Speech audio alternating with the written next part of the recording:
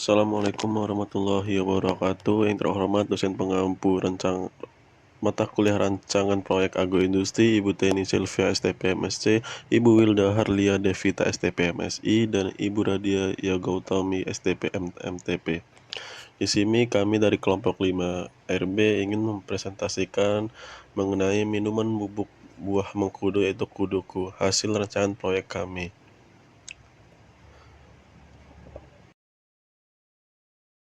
Anggota kelompok kami itu berupa Anita, Putri Nesa Pratama, Intan Nur Fauzi, Anissa Ramadhani, Muhammad Hilmi Haris, dan Raira Mandika. Baik, di sini ada yang melatar belakangi mengapa kami mengambil tugas besar dengan minuman bubuk mengkudu, yaitu buah mengkudu memiliki kandungan bioaktif berkhasiat anti-hipertensi, antibakteri, dan antioksidan. Dengan begitu, potensi besar sebagai bahan minuman herbal fungsional dan tren meningkat terhadap produk alami dan sehat, yaitu kami menggunakan spray drying sebagai menjadikan produk lebih praktis, tahan lama, dan disukai oleh konsumen. Next.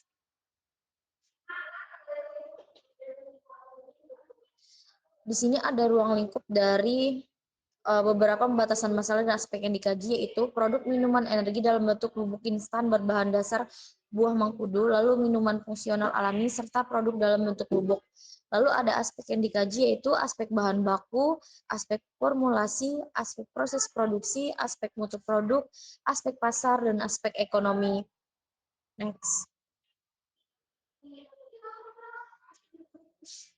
Adapun konsep produk dari perancangan proyek yang kami lakukan, yaitu karakteristik produk minuman bubuk buah mengkudu tersebut, yaitu produk minuman kesehatan berbentuk serbuk, lalu bahan utamanya yaitu buah mengkudu, ada madu dan lemon. Digunakan secara praktis, mudah larut dalam air, serta siap untuk dikonsumsi. Dengan kandungan manfaat yaitu mengandung senyawa bioaktif, yaitu scopoletin, alkaloid, anthraquinoin, vitamin C, dan antioksidan kuat. Dengan khasiat utamanya yaitu meningkatkan sistem imun, perlindungan seluler, serta menunjang kesehatan dan kebugaran. Next. Selanjutnya yaitu inovasi dari produk yang kami rancang, yaitu mengatasi kendala rasa dan aroma khas mengkudu diproses menjadi bubuk instan, jadi lebih diterima konsumen atau lebih praktis. Lalu tambahan madu untuk melakukan pemanis alami, antibakteri, dan anti-implementasi, serta tambahan lemon dengan rasa segar kaya vitamin C. Keunggulan dari produk minuman bubuk kuduki kami yaitu sehat dan fungsional, praktis dibawa dan disajikan di mana saja karena bentuknya yaitu bubuk, lalu memberikan nilai tambah pada konsumsi mengkudu. Next. Di sini ada beberapa kemasan yang kami gunakan untuk perancangan proyek minuman bubuk buah mengkudu kami, yaitu di sini ada kemasan primer dalam bentuk bubuk, lalu dibungkus dengan kemasan sekunder, lalu tersier. Next. Keunggulan dari minuman bubuk buah mengkudu kami yaitu mengandung antioksidan tinggi, kaya akan vitamin C, mudah larut dalam air, produk 100% alami tanpa bahan pengawet, madu sebagai antibakteri, mendukung kesehatan jantung.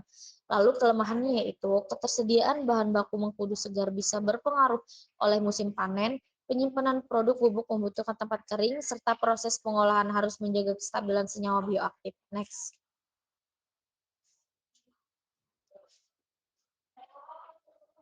Adapun pasar dan pemasaran, potensi pasarnya itu kesenjangan produksi dan konsumsi.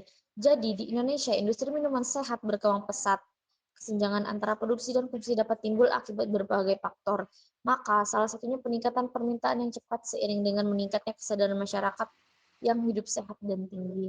Lalu ada tren atau kecenderungan pola konsumsi dengan tren meningkat, perubahan pola, target konsumen, karakteristik produk dicari, peran media sosial, serta pasar berkembang. Lalu selanjutnya akan dilanjutkan dengan teman saya.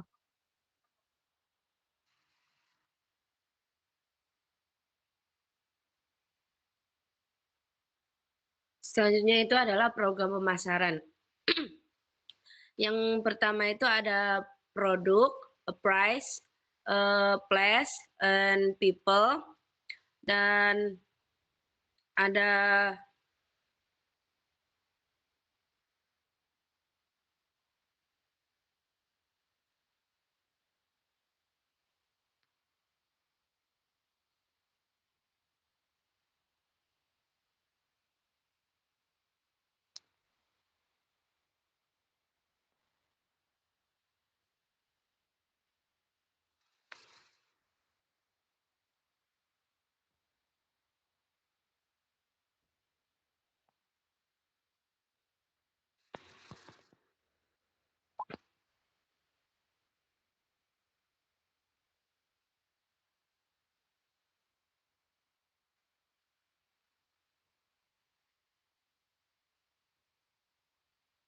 Next.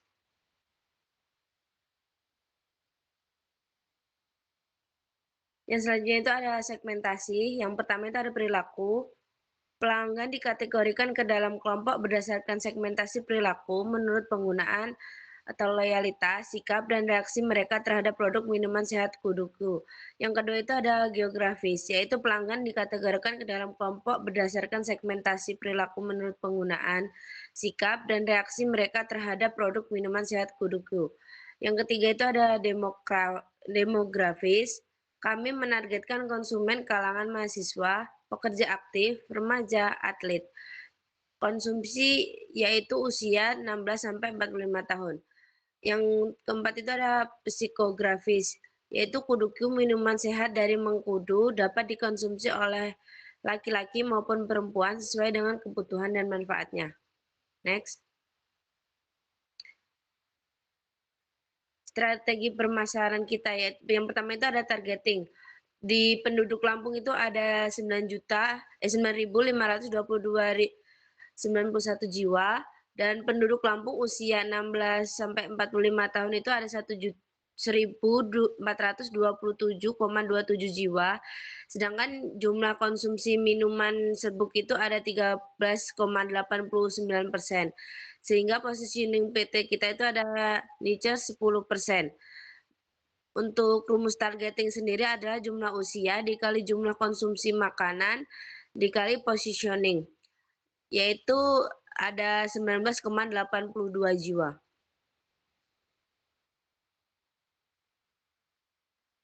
Strategi pemasaran kita itu ada pertama ada positioning.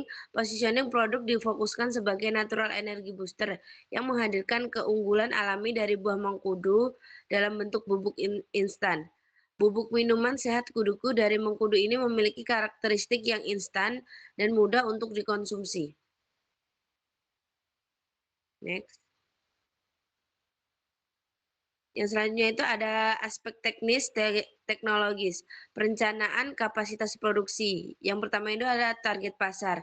PT Raden Saleh Group bekerja sama dengan petani lokal dan proses produksi, distribusi produk melalui jalur grosir, distributor, minimarket dan pusat perbelanjaan. Target pasar kita itu ada remaja dan dewasa.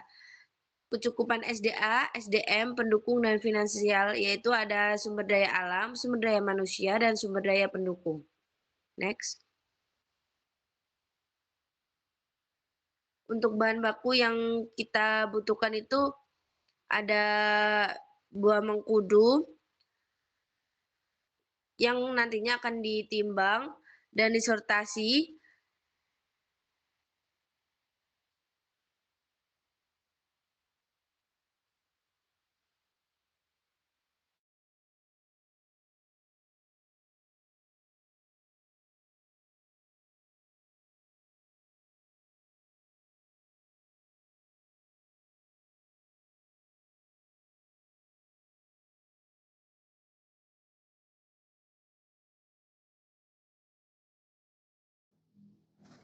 Tuh PPT-nya hilang.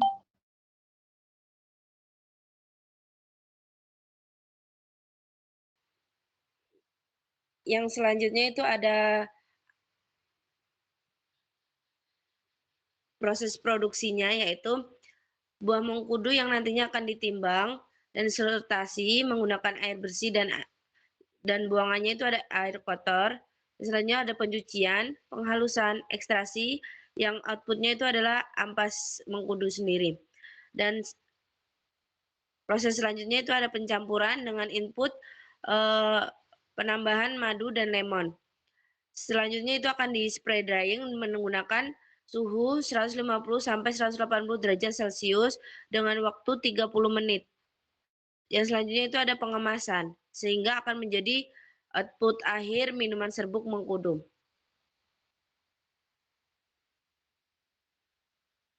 Selanjutnya itu ada neraca massa. Proses pertama itu ada penimbangan dengan input 1000 kg dan outputnya itu ada 1000 kg juga.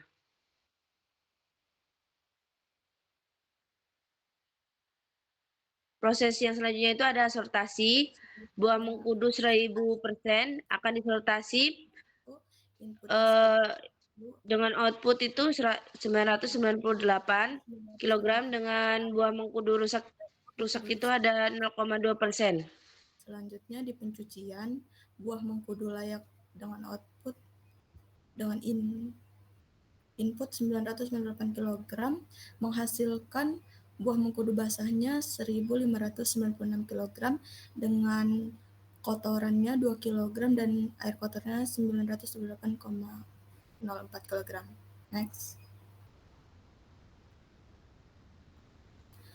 Lalu di proses penghalusan dengan input buah mengkudu basahnya itu 1500,96 kg dengan outputnya buah mengkudu halus 1013,93 kg dengan padatannya yaitu 0,2%.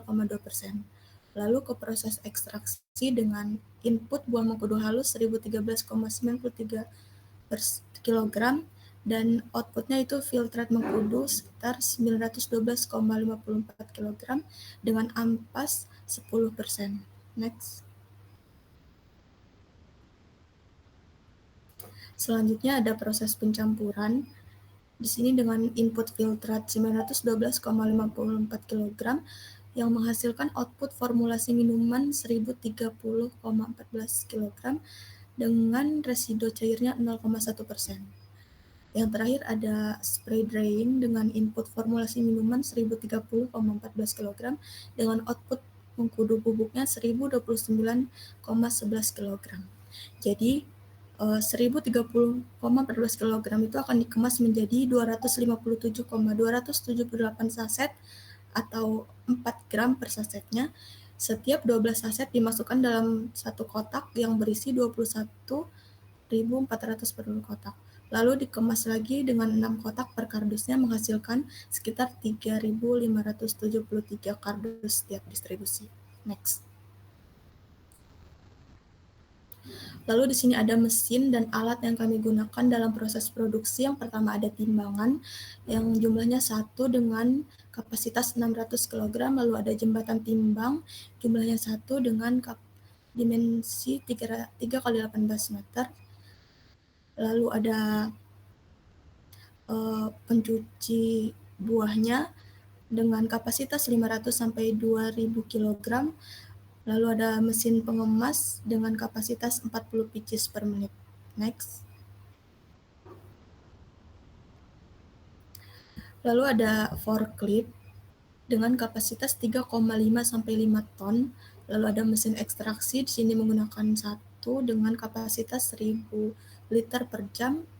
Lalu ada spray drying dengan kapasitas 1000 kg dan mesin pencampuran dengan kapasitas 1000 liter. Lalu ada conveyor dengan kapasitas 50 kg. Next. Di sini ada opisi pembuatan buah minuman bubuk. Yang pertama dengan input buah mengkudu. Di sini menggunakan operasi dan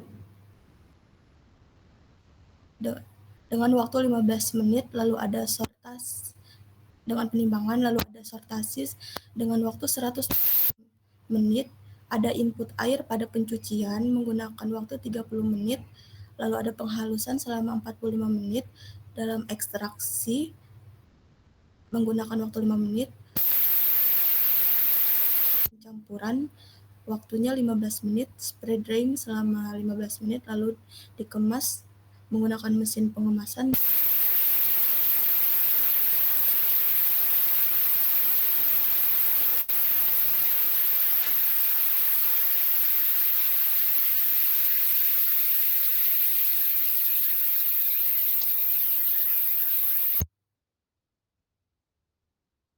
Lalu di sini ada tipe tata letak yang dimana kami menggunakan tipe tata letak produk layout, yaitu fasilitas produksi di mana mesin dan peralatan itu disusun mengikuti urutan proses pembuatan suatu produknya. Di sini ada beberapa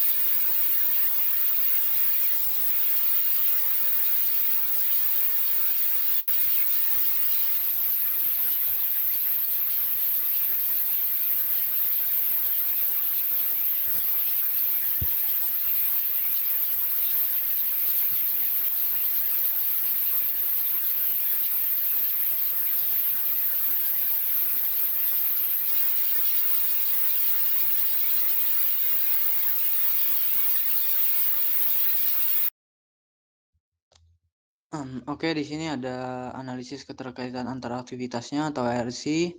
Yang di sini bisa kita lihat yang dimana ada yang pertama itu pos satpam ya, ada berdekatan dengan kantor dan keseluruhan dari departemen masing-masing atau tempatnya masing-masing. Bisa dilihat dengan analisis keterkaitan ARC-nya dengan kode 1 sampai 9 dan keterangannya masing-masing dari kode 1 sampai 9 itu. Dan juga di sini ada kode analisis keterkaitan ARC dengan kode A, E, I, U, E, O, dan X dengan derajat keterkaitannya yang dijelaskan dengan kode A itu mutlak, E itu sangat penting, I itu penting, O biasa atau cukup, U tidak penting, X dan itu mutlak berjauhan.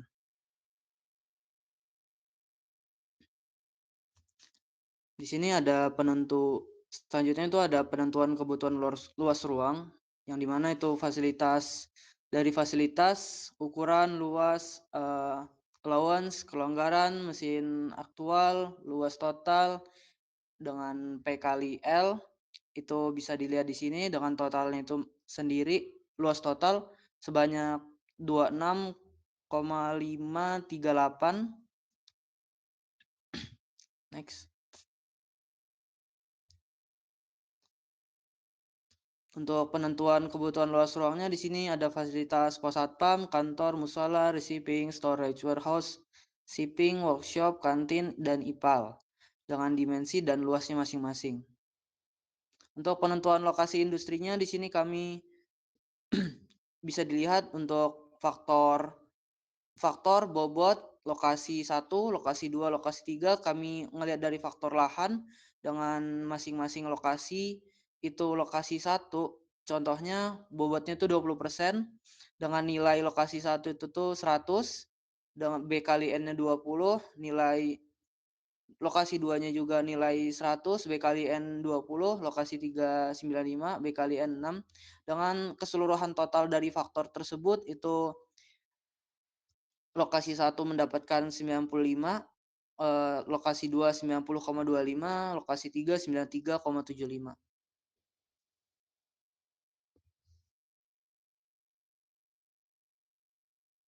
Selanjutnya di sini ada aspek manajemen dan organisasi yang dimana paling dikepalai oleh manajer. Selanjutnya itu di bawahnya ada asisten tata usaha dan prosnalia. Dan di sampingnya itu ada asisten pengolahan dan juga asisten teknik. Yang dimana untuk asisten tata usaha dan prosnalia ini mengepalai dari KA Puskes, admin 1 SDM dan umum, admin tata buku, admin kas bank, admin dan admin gudang. Untuk asisten pengolahan itu mengepalai admin pengolahan, mandor QA. Dan asisten teknik itu mengepalai mubes teknik dan juga admin teknik. Next. Selanjutnya di sini ada tenaga kerja tidak langsung yang dimana bisa kita lihat pada tabel berikut. Ini ada posisi jabatan, jumlah karyawan, gaji, total gaji, umur, minimal pendidikan dan juga pengalaman kerja. Dengan contoh, 1 itu manajer. Manajer dengan jumlah karyawan itu 1 dengan gaji 10 juta. Umurnya itu di range 35 hingga 50 tahun, minimal pendidikannya S1 hingga S2 atau S2 manajemen teknik industri dengan pengalaman kerja kurang lebih 5 tahun.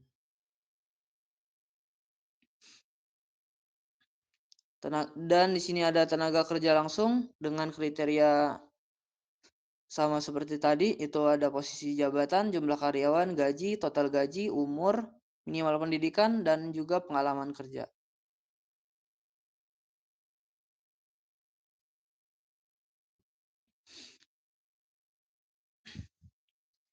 Selanjutnya ini ada aspek lingkungan dan budaya. Aspek dan rencana pengelolaan lingkungan. Yang pertama itu ada pendekatan teknologi menggunakan spray drying untuk menghasilkan serbuk halus, tahan lama dan juga mudah larut.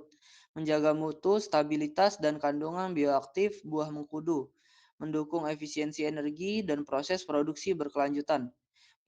Yang kedua itu ada pendekatan administrasi, yaitu mematuhi UU nomor 32 tahun 2009 tentang pengelolaan lingkungan hidup, menerapkan izin usaha, pencatatan bahan baku GMP dan SSOP. Pengelolaan limbah dilakukan tertib agar tidak mencemari lingkungan.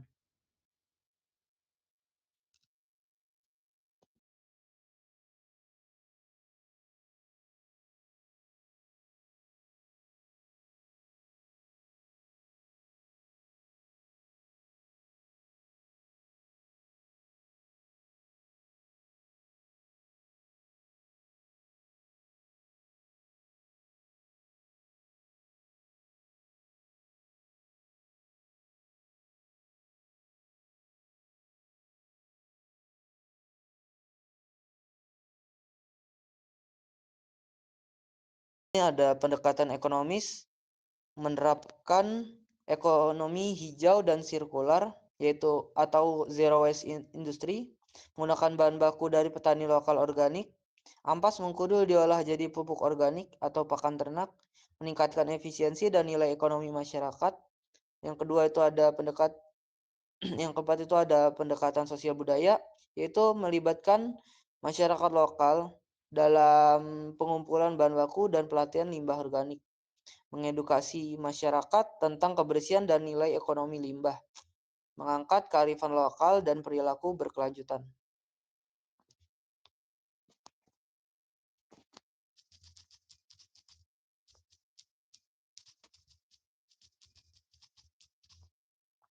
Pendekatan ekologis yang pertama itu mengutamakan prinsip 3R, reduce, reuse, dan recycle dalam produksi. Ampas diolah jadi pupuk organik atau pakan ternak, desain pabrik ramah lingkungan, drainase alami, dan vegetasi hijau, mendukung green production dan citra perusahaan berkelanjutan.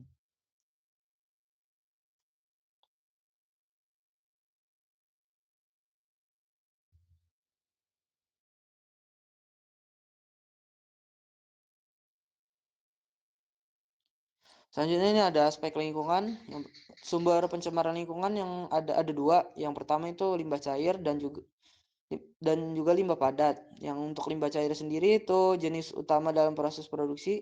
Sumbernya itu dari pencucian bahan baku, peralatan, dan juga area produksi. Mengandung zat organik tinggi atau BOD dan COD, TSS, dan bahan kimia pembersih. Untuk limbah padat sendiri itu berasal dari ampas buah mengkudu hasil ekstraksi. Dari 1000 kg bahan dihasilkan kurang lebih 10% ampas, yaitu 101 kg. Mengandung flavonoid, pektin, tanin, dan vitamin C sisa. Next.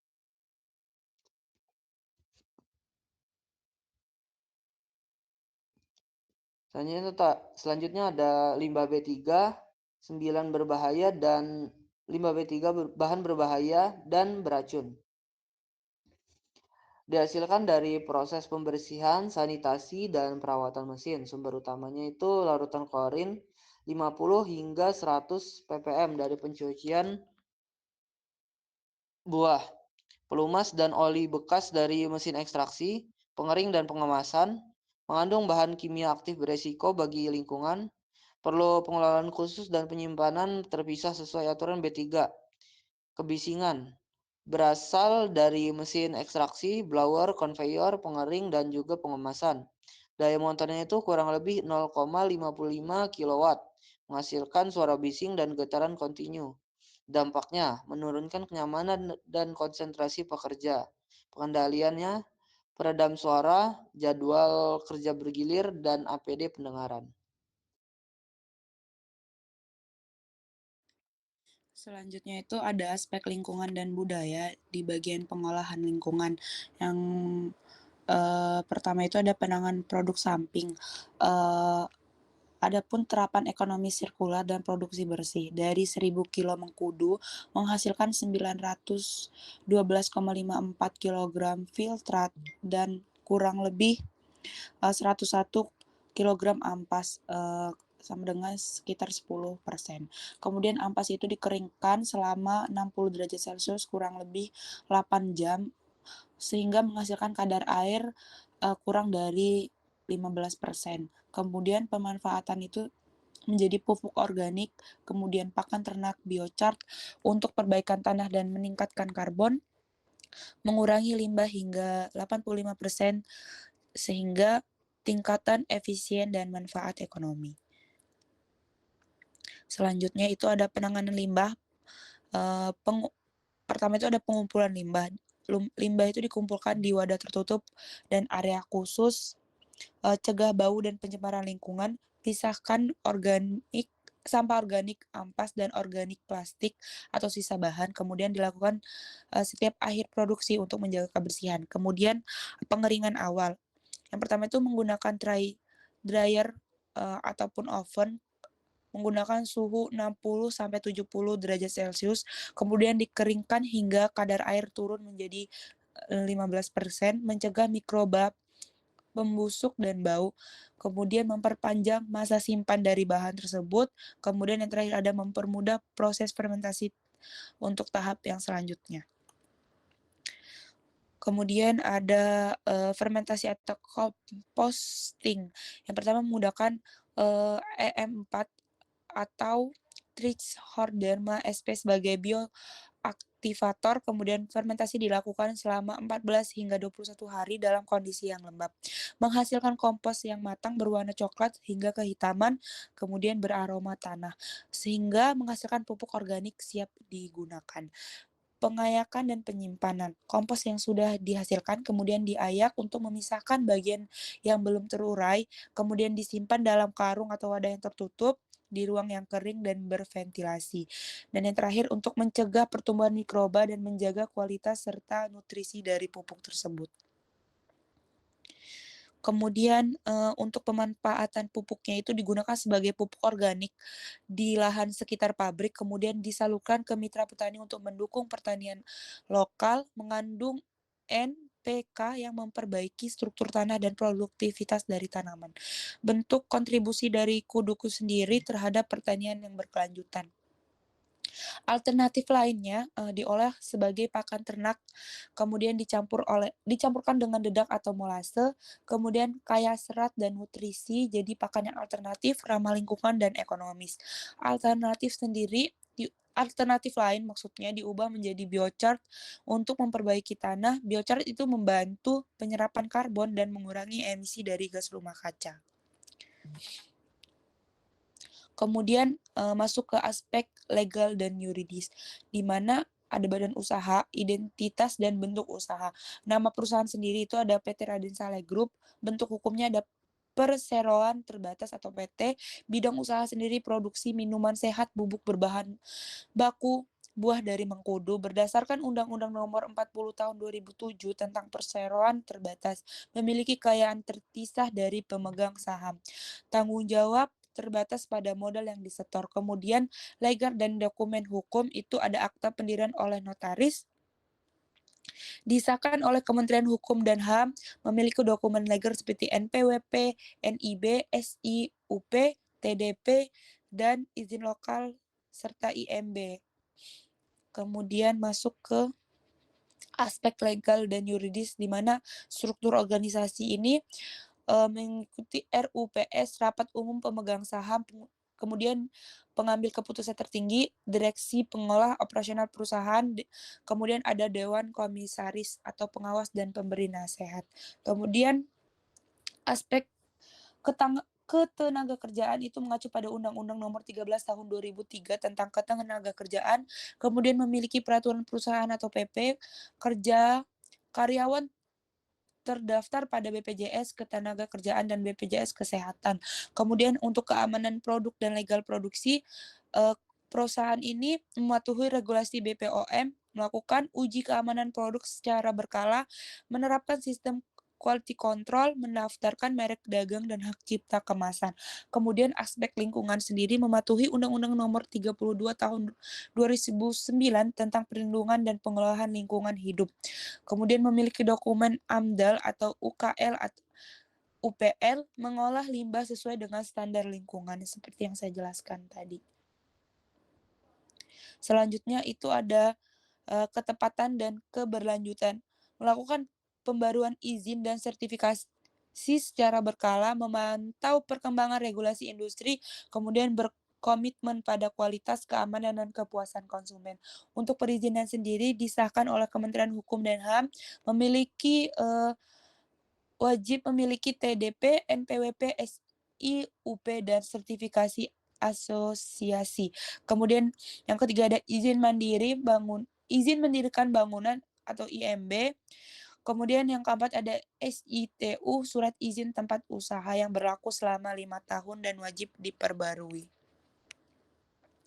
Kemudian itu ada yang terakhir itu ada pajak mengacu pada PMK nomor 117 tahun 2013 itu batas pengusaha kecil PPN. Kemudian ada Undang-Undang nomor 36 tahun 2008 pajak penghasil PPH. Kemudian yang terakhir itu ada Undang-Undang nomor 12 tahun 1985 itu pajak bumi dan bangunan. Nah, PT Raden Saleh Group termasuk wajib pajak yang sah dan mematuhi syarat sebagai pengusaha kena pajak atau PKP. Selanjutnya akan dijelaskan oleh teman saya.